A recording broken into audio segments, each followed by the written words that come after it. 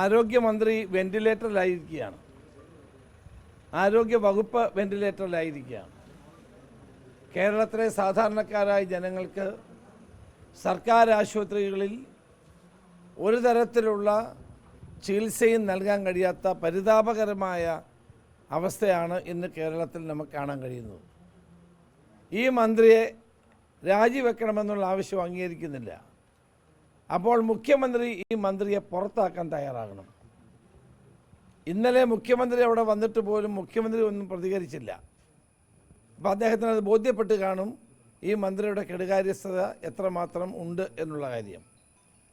കേരളത്തിലെ മിക്ക മെഡിക്കൽ കോളേജുകളുടെയും സ്ഥിതി പരിതാപകരമാണ്. ഈ കഴിഞ്ഞ നിയമസഭാ സമ്മേളനത്തിൽ CNDAGയുടെ റിപ്പോർട്ട് നിയമസഭയുടെ മേശപ്പുറത്ത് വെച്ചു. അതിനകത്ത് ഗുരുതരമായ കണ്ടെത്തലുകളാണ് പറഞ്ഞിട്ടുള്ളത്. കാലാവധി കഴിഞ്ഞ മരുന്നുകൾ പോലും കേരളത്തിലെ ആശുപത്രികളിൽ വിതരണം ചെയ്യുന്നു എന്ന ഗുരുതരമായ ആരോപണമാണ് CNDAG തൻ്റെ റിപ്പോർട്ടിൽ പറയുന്നത്. അങ്ങനെയുള്ള മരുന്നുകൾ വിതരണം ചെയ്തിട്ടുണ്ടോ? ഉണ്ട്. അതിൻ്റെ അടിസ്ഥാനത്തിൽ എത്ര പേർ മരിച്ചു? അതോടൊപ്പം തന്നെ ഇതിനാരാണ് ഉത്തരവ് കൊടുത്തത് തുടങ്ങിയിട്ടുള്ള കാര്യങ്ങൾ അന്വേഷിക്കേണ്ടതല്ലേ? CNDAGയുടെ കണ്ടെത്തലിൻ്റെ അടിസ്ഥാനത്തിൽ വിശദമായ ഒരു അന്വേഷണത്തിന് ഗവൺമെൻറ് തയ്യാറാകണം. ഞെട്ടിപ്പിക്കുന്ന ഒരു വാർത്തയാണിത്. കാലാവധി കഴിഞ്ഞിട്ടുള്ള ഒരു മരുന്നും ആർക്കും കൊടുക്കാൻ പാടില്ല എന്നുള്ളതാണ് നമ്മുടെ രാജ്യത്തെ നിയമം. അപ്പോൾ ആ നിയമം ലംഘിച്ചുകൊണ്ടാണ് ഇത് ചെയ്തുകൊണ്ടിരിക്കുന്നത്. ഇന്നലെ കോട്ടയത്തുണ്ടായ സംഭവം ഏറ്റവും ദൗർഭാഗ്യകരമായ ഒന്നാണ്. പഴയ കെട്ടിടം താഴെ വീണ് അവിടെ അന്വേഷിക്കേണ്ട കാര്യമില്ല എന്ന്, ആരും മരിച്ചിട്ടില്ല അല്ലെങ്കിൽ പരിക്ക് പറ്റിയിട്ടില്ല എന്നാണ് 2 മന്ത്രിമാർ ഇന്നലെ പറഞ്ഞത്. മന്ത്രി വാസവനും ആരോഗ്യമന്ത്രി പറഞ്ഞ ഏതാനും നിമിഷങ്ങൾ കഴിഞ്ഞിട്ടാണ് ബിന്ദു എന്ന് പറയുന്നൊരു യുവതി അതിൽ പെട്ടിട്ടുണ്ട് എന്നുള്ള വാർത്ത അറിയുന്നത്. വാസ്തവത്തിൽ ഇത്ര നിരുത്തരവാദപരമായിട്ട് ജനങ്ങളോട് ഇത്തരം കാര്യങ്ങൾ മന്ത്രിമാർക്ക് എങ്ങനെ പറയാൻ കഴിയുന്നു? വീണ ജോർജും വാസവനും അവിടെ ആർക്കും കുഴപ്പമില്ല, എല്ലാം ശരിയാണ് എന്ന് പറഞ്ഞ് കുറച്ച് നേരം കഴിഞ്ഞിട്ടാണ് തൻ്റെ അമ്മ ഇതിനകത്തുണ്ട്, അല്ലെങ്കിൽ ഈ ഇടിഞ്ഞു പൊളിഞ്ഞ് വീണ സ്ഥലത്തുണ്ട്, അതിനടിയിലുണ്ടെന്നൊരു ചെറുപ്പക്കാരൻ പറയുന്നു. നമ്മൾ ആലോചിച്ച് നോക്കുക, എത്ര ഗുരുതരമായ പ്രശ്നമാണിത്. ഇവരെന്ത് അടിസ്ഥാനത്തിലാണ് ആദ്യം ഈ പ്രസ്താവന കൊടുത്തത്? ഇപ്പം മെഡിക്കൽ കോളേജ് സൂപ്രണ്ട് ഉത്തരവാദിത്വം ഏറ്റെടുത്തു. അതുകൊണ്ടൊന്നും ഒരു അർത്ഥമില്ല. അദ്ദേഹം നല്ല ആളാണ്. മെഡിക്കൽ കോളേജ് സൂപ്രണ്ട് നല്ല ആൾ തന്നെയാണ്.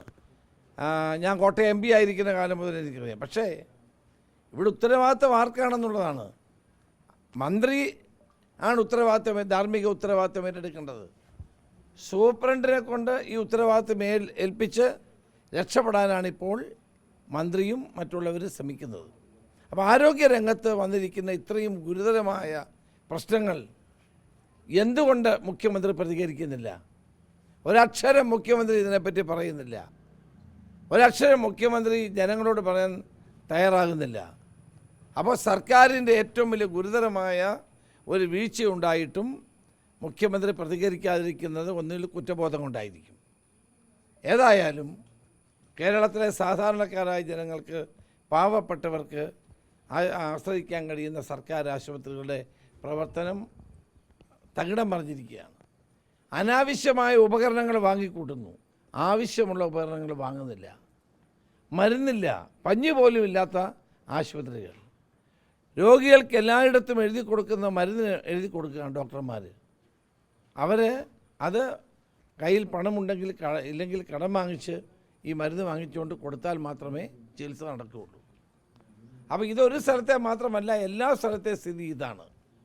അപ്പോൾ കേരളത്തിലെ ആരോഗ്യവകുപ്പ് വെന്റിലേറ്ററിലായിരിക്കുന്ന ഈ സാഹചര്യത്തിൽ എന്തിനാണ് ഇനി ഈ മന്ത്രി തുടരുന്നത് എന്നുള്ളതാണ് എൻ്റെ ചോദ്യം. അതുകൊണ്ടാണ് ഞാൻ മന്ത്രിയെ പുറത്താക്കണമെന്ന് ആവശ്യപ്പെടുന്നത്. ഇത് ചെറിയൊരു വിഷയമായി കാണാൻ സാധ്യമല്ല.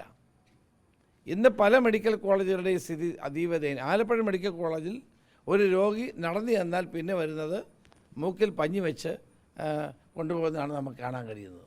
അത്രമാത്രം കെടുകാര്യസ്ഥയാണ് എൻ്റെ ജില്ല കൂടിയായ ആലപ്പുഴ ജില്ല അല്ലെ medical college. Kasaragod medical college വരെ തുടങ്ങിയിട്ടേ ഇല്ല. വയനാട് മെഡിക്കൽ കോളേജ് ജില്ലാ ആശുപത്രിയുടെ ബോർഡ് മാറ്റിയതല്ലാതെ ഒന്നും നടക്കുന്നില്ല. മഞ്ചേരി മെഡിക്കൽ കോളേജിൽ അവിടെ രോഗികൾക്ക് ധാരാളം രോഗികളുണ്ട്, പക്ഷേ അവർക്കൊന്നും ഒരു സൗകര്യവുമില്ല. ഇടുക്കി മെഡിക്കൽ കോളേജിൻ്റെയും കോന്നിയുടെയും സ്ഥിതി ഇത് തന്നെയാണ്. അവിടെ ആരോഗ്യരംഗത്ത് ഗവൺമെൻറ് ഒരു തികഞ്ഞ പരാജയമാണ്. നമ്മളെപ്പോഴും കേരളീയർ മലയാളികൾ അഭിമാനിക്കാറുള്ളത് കേരള മോഡൽ എന്നുള്ളതാണ്. ആ കേരള മോഡൽ എന്ന് പറയുന്ന ആരോഗ്യരംഗത്തും വിദ്യാഭ്യാസ രംഗത്തും നാം കൈവരിച്ച നേട്ടങ്ങളുടെ ഫലമായിട്ടാണ്. പക്ഷേ ഇന്ന് ആരോഗ്യരംഗത്തുണ്ടായിരിക്കുന്ന ഈ തകർച്ച കേരളത്തിന് ദേശീയ തലത്തിലും അന്തർദേശീയ തലത്തിലും തന്നെ അവമതിപ്പുണ്ടാക്കുന്ന ഒന്നാണ്.